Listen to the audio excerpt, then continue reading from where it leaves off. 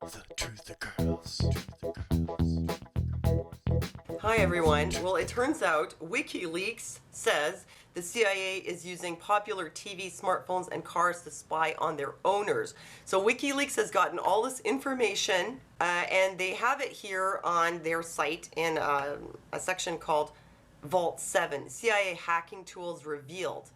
So it's turning out that the CIA has the tools and has been hacking people's smartphones, even people's car GPS. They have the technology, and even people's TVs. Okay, this is even if people have anti-hacking or encryption software on their devices.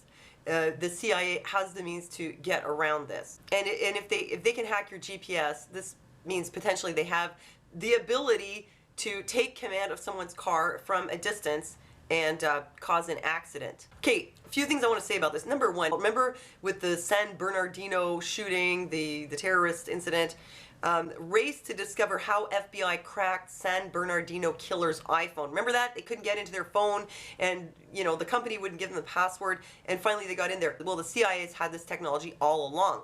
So it was like they made a whole big show about we can't get in the phone when they could all along. Now, about the televisions. Do you remember quite a few years back, it was like 2008, 2009, when all of America had to suddenly switch from analog to digital? And some people were saying the real reason behind the switch from analog to digital was so that the government could spy on you. But back then, if you were like, why do they want us to switch over to digital all of a sudden? Well, obviously, so that they can spy on us through our TVs. The response you would get was, here's your diagnostic report, here's your prescription, and here's your hat. Well, it turns out you weren't crazy after all. They really have the technology. I mean, when they made the switch, it was coming out that these TVs had the capacity not only to broadcast into your home, but to broadcast back out. And now it turns out that the CIA is actually using that capacity. 2014, hackers could take control of your car. This device can stop them. Back in 2014, a couple of guys at DARPA, two DARPA-funded security researchers, basically were doing experiments about hacking cars and then figuring out a way to stop cars from getting hacked. And I guess the idea was that, you know, some crazy hacker somewhere could do this to you. And lo and behold, it turns out it could be your own government doing it to you. Yeah, it's the government. I knew it. In the last 10 years, there's quite a long history of people's privacy being violated. You remember this?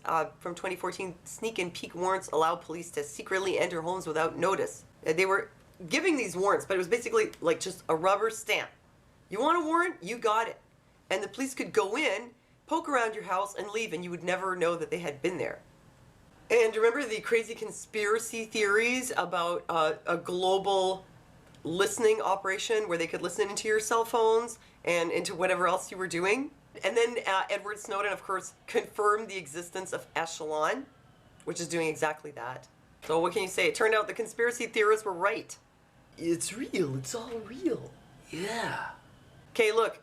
Over the years, just more and more information is coming out. The government has capacity to spy on whoever they want, and they're using the technology to do that. It seems like mostly their targets are journalists and activists. And, of course, well, they're going to tell you terrorists, but it's more than that. Journalists, activists, community organizers. And correct me if I'm wrong, but I think this goes against the American Constitution. Isn't this an invasion of your privacy? Don't you have some kind of laws against unreasonable search and seizure? Oh yeah, you do. So wouldn't that mean that all this hacking is illegal? So let's see what happens. Is there going to be any kind of accountability?